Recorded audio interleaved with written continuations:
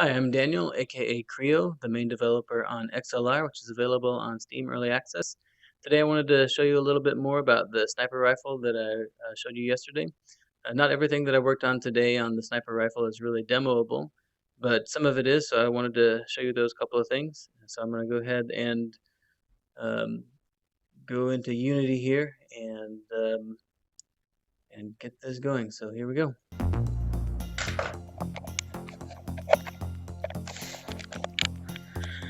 Alright, so here's the sniper rifle. You've seen this before.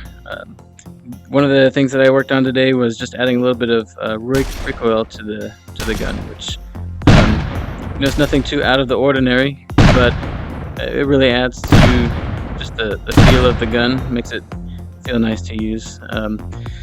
So the other thing that I wanted to show you real quick was the way that this the bolt action works here. So when I was playing with this yesterday, I was just kind of miming the actions of racking the bolt, and I found that the Vive controllers would hit each other, which that's not good. So I was trying to figure out a good way to make it so that they don't do that. And my first thought was, you're holding the gun.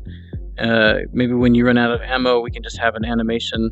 Maybe you drop the clip, you put magazine, you put a new magazine in, and then we have an animation that just takes control of the hand away from you temporarily and racks the bolt for you. So that was kind of, that probably would work, but I don't think it would feel all that great. So I was trying to think of something else, and the next thought that I had was, maybe we have this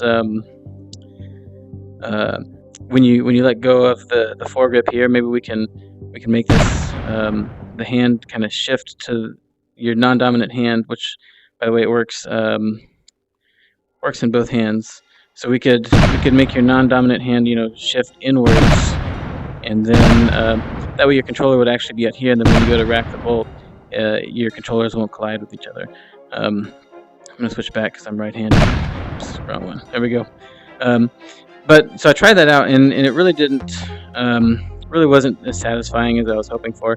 It kind of, we've noticed that it's okay in some cases to kind of make certain things offset from where your hands really are in VR, but in this particular case, it just needed to be shifted over far enough that it just was kind of really weird feeling, especially if I was gonna flip my hand over, like I'm gonna look at my inventory here, since the hand model had to be offset, by about that much, the difference between the hand and the foregrip here, by about that much, to really make it so that you wouldn't hit your controllers.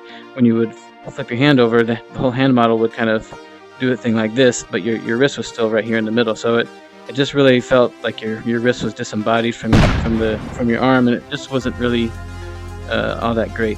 So I started to think about it a little bit more, and as I was doing that, I noticed that the trigger here on the sniper rifle wasn't actually lined up with the trigger on the controller. It was shifted backwards. So the trigger was actually back. If you look at the window down here at the bottom right, it was probably about where my wrist starts, which isn't which obviously isn't the way it should be.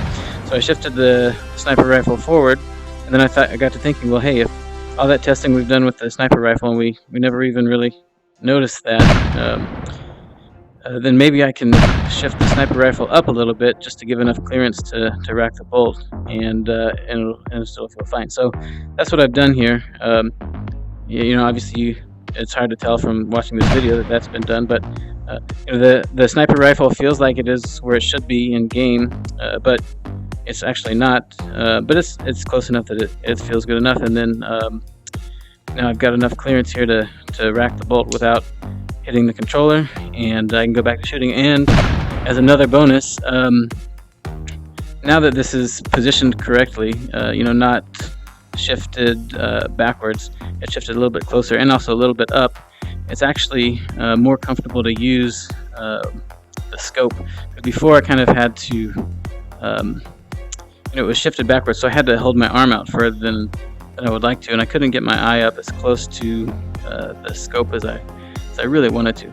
So now it's just really natural to put the scope right next to my eye and and take a shot. So yeah, so I guess that's about it. It's still really fun to use, and I will give you guys some more updates as soon as I've got more to share. Thanks for watching.